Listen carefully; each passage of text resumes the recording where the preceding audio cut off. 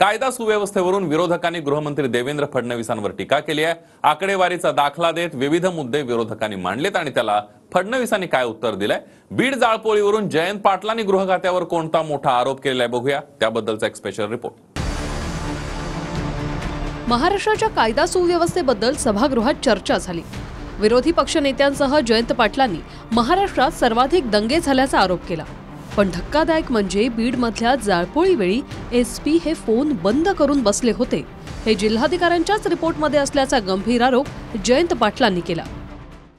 अध्यक्ष महोदय, यावेळी बीडचे एसपी कुठे होते? मी त्या दिवशी म्हटलं की ते माजलगावला होते, पण मला आणखीन माहिती मिळाली, पोलीस डिपार्टमेंटने सांगितली की हे बीड जिल्ह्याचे एसपी जे होते ते माजलगावलाही नव्हते आणि बीड मध्येही नव्हते, मध्येच फोन बंद करून बसलेले होते। कलेक्टरचा रिपोर्ट तुम्ही वाचा। कलेक्टरने रिपोर्ट केलेला आहे की ही वॉज नॉट ऍक्सेसिबल। राज्यातल्या एका जिल्ह्यात दंगल चालू असताना डीएसपी फोन बंद करून किंवा फोन न घेता बसतो आणि दोन्ही साईटवर नसताना मध्येच गाडीत निवांत बसलेला असतो।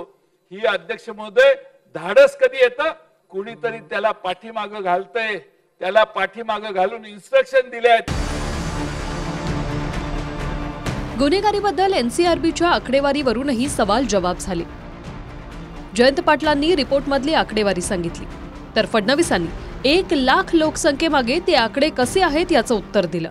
1 नंबर इन्व्हेस्टमेंट मध्ये असायचा, 1 नंबर महाराष्ट्राचा प्रत्येक गोष्टीत देशात असायचा, पण आता दंगलीमध्ये आपला नंबर पहिला काढण्याचं काम कर्तबगारी या सरकारनं अध्यक्ष महोदय महाराष्ट्राची केलेली आहे। 8218 घटनांची दंगलीची नोंद झाली आहे। त्या बिहारमध्ये 4736 दंगली झाल्या, त्या उत्तर प्रदेशमध्ये 4478 दंगली, म्हणजे पहिल्या आणि दुसऱ्या क्रमांकात फरक किती आहे? 2020 साली दंगलीच्या किती गुन्हे आपल्याकडे दाखल झाले आहेत? 9157, आणि आता किती झाले आहेत? 8218, म्हणजे 5.6% घट आहे। दंगलीच्या गुन्ह्यांमध्ये 5.6% घट आहे। की हे दंगलीचे गुन्हे म्हणजे सगळे जातीय दंगलीचे गुन्हे नाहीत। हे रायट्सचा अर्थ जमावाने केलेला एखादा त्या ठिकाणी गुन्हा असेल तर त्याच्यावर आपण रायट हा गुन्हा दाखल करतो। आपल्याला उद्योग दुसरेच आहेत जास्त, त्यामुळे गृह खात्याच्याकडे लक्ष द्यायला वेळ नाहीये। आणि एवढे उद्योग आहेत की एक पक्ष फोडला, दुसरा पक्ष फोडला, आता उरलेल्यांनाही फोडा। हे सगळेच मला वाटतं असं जाहीर करा तिथून की सगळेच एका पक्षात आता आहोत म्हणून, म्हणजे शांतता होऊन जाईल एकदा। देवेंद्र फडणवीसांचं भाषण मी एकदा ऐकलं, मी फडतोच नाहीये काढतोच आहे, चांगलं भाषण होतं। पण अध्यक्ष महोदय, या नागपूरमध्ये काय परिस्थिती आहे? नागपूरमध्ये चोर लुटारू ह्यांनी हैदोस घातलाय, लुटारूंची राजधानी झालेली आहे नागपूर, आणि त्यामुळे अध्यक्ष महोदय नागपुरात सरासरी रोज 3 घरांमध्ये चोरटे हात साफ करतात। संदर्भात 2021 मध्ये 95 खून होते, आता 65 झाले आहेत, म्हणजे 33% घट आहे। महिलांवरच्या गुन्ह्यांमध्ये देखील त्या ठिकाणी घट आहे। बलात्कारांच्या घटनेमध्ये नागपूर आता एनसीआरबीच्या 4थ्यावरनं 6व्या क्रमांकावर गेलेला आहे। हुंडाबळीमध्ये केवळ 2च घटना झालेल्या आहेत, त्याच्यामुळे देशातल्या कमी घटनातल्या पहिल्या 3 शहरांमध्ये नागपूर शहर त्या ठिकाणी आलेलं आहे। बाल आरोपींकडे जे गुन्हे आहेत 2021 मध्ये ते 351 होते, आता 210 झालेले आहेत। अतिशय स्पष्टपणे दिसत आहे की जाणीवपूर्वक नागपूरला बदनाम करण्याचा प्रयत्न या ठिकाणी होतोय। आम्ही रामाला मानणारे आहोत, पण सीता असुरक्षित नको असं म्हणत महिला सुरक्षेवर प्रश्नोत्तर झाली। आता भारतामध्ये पहिल्यांदाच राम अवतरतोय असं वातावरण आता सुरू होईल। रामाचीच ही भूमी आहे अध्यक्ष महोदय। अयोध्येला जन्म झालेला असला तरी महाराष्ट्रात देखील राम येऊन गेला। रामाचा एवढा आदर असेल तर आमच्या सीतामाईंचं संरक्षण करायची तरी तेवढी गरज आहे। सीतामाईंचं संरक्षण म्हणजे महिलांचं संरक्षण महाराष्ट्रातल्या करण्यासाठी काहीतरी आधी करा आणि मग अयोध्येच्या रामाला पूजायला आम्ही सगळे येतो। आमचा त्या अयोध्येला विरोध नाही, रामाला विरोध नाही। आमच्या कोल्हापूरला कुठून माणसं आली माहित नाही, पण एवढी मोठी गर्दी आणि मोर्चा। अध्यक्ष महोदय, प्रत्येकाला आम्ही हिंदू आहोत, आम्हालाही धर्माचा अभिमान आहे, पण अध्यक्ष महोदय या धर्माचा अभिमान ठेवताना दुसऱ्याच्या अस्तित्वाला आपल्याला डिवचून चालणार नाही. भारत राममय होणार, जणू राम अवतरणार अशा प्रकारची परिस्थिती आहे. साहेब, राम नसते तर तुमचं तरी अस्तित्व राहिलं असतं का? तुम्ही राजारामांमुळे अवतरले इथे. तुमचा अवतार राजारामांमुळे आहे. त्यामुळे तुम्ही तरी आता या संदर्भात बोलू नये. हा पाठिंबा आहे ना? हा, मग काय हरकत नाही. हे रेकॉर्डवर घ्या, सगळा पाठिंबा आहे, काय अडचण नाही. पण माझ्या ऐकण्यात काही चूक झाली असेल. अंतिम आठवडा प्रस्तावात विरोधकांनी विदर्भाचे मुद्दे का दिले नाहीत यावरूनही टोलेबाजी रंगली. फडणवीस जयंत पाटलांमध्ये चर्चा सुरू असताना अजित पवारांनी उभं राहून पाटलांना उत्तर दिलं. पण मला या गोष्टीचं मी अतिशय खेद व्यक्त करतो की विदर्भामध्ये अधिवेशनाला आलेल्या विरोधी पक्षाला विदर्भाचा सपशेल विसर पडला, ही खरोखर अतिशय चिंताजनक अशा प्रकारची बाब आहे. पासून हा विदर्भाचा विषय सत्तारूढ पक्षाने मांडल्यामुळे आम्ही मांडला नाही. आणि सन्माननीय अर्थमंत्री महोदयांनी काल बीएससी मध्ये सांगितलं की आम्ही हा प्रस्ताव वेळ नसेल तर विड्रॉ करतो. आता अध्यक्ष महोदय, अजून हाऊस सभागृह संपलेलं नाही आणि आपण 2 मिनिटं, माझं झालेलं नाही, दोघात बसून ठरवा कोण बोलायचं. बसून ठरवायचं काही कारण नाही. आमचं अंडरस्टँडिंग खूप चांगलं आहे. कसं कोणी बोलायचं ते कळतं आम्हाला.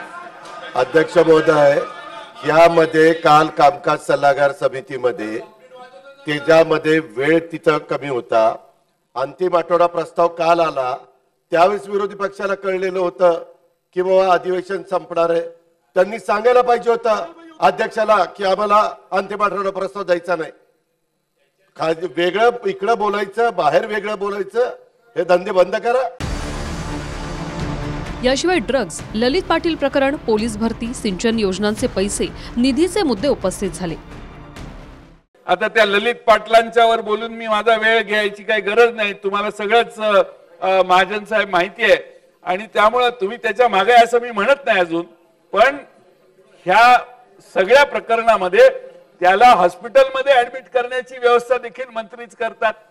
त्याला त्या हॉस्पिटलमधून पळून जाण्यासाठी व्यवस्था चालूच आहे आणि ड्रग्जचा त्या ठिकाणी फार मोठा त्याचा कारभार आहे. ललित पाटीलचा कारखाना कधी सुरू झाला माहिती आहे?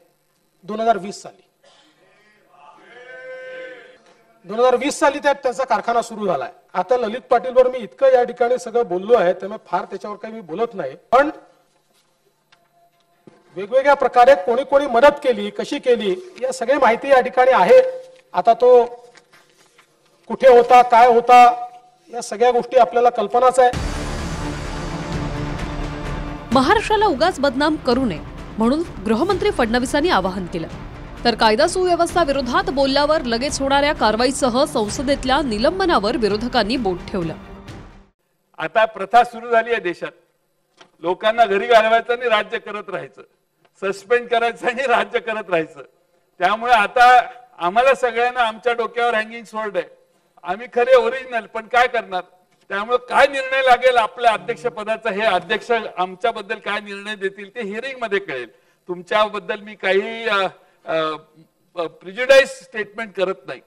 परंतु अध्यक्ष महोदय, या राज्यामध्ये आपल्या बळ आहे, आपली संख्या आहे म्हणून किती रेटायचं. निधी देताना अध्यक्ष महोदय, या बाजूच्या पुरवणी मागण्या उडून बघा, 2 मागच्या, या बाजूच्या कुणालाही निधी दिला नाही.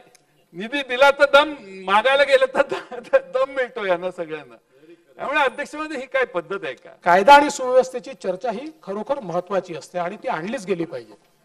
कारण माझा असा बिलकुल दावा नाही की सगळ्या गोष्टी चांगल्याच आहेत. उलट अशा प्रकारची चर्चा झाल्यामुळे आणि विषय या ठिकाणी उपस्थित झाल्यामुळे आपला जो फोर्स असतो त्याच्यामध्ये देखील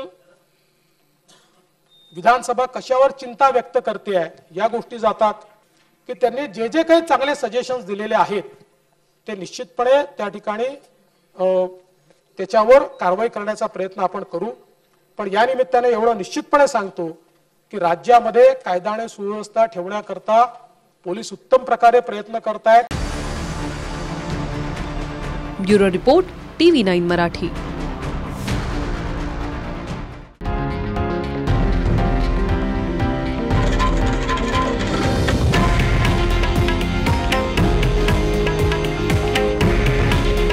हे आहे देशातील नंबर 1 न्यूज नेटवर्क आणि आपण पाहत आहात TV9 मराठी. काळजी तुमची, हित महाराष्ट्राचं.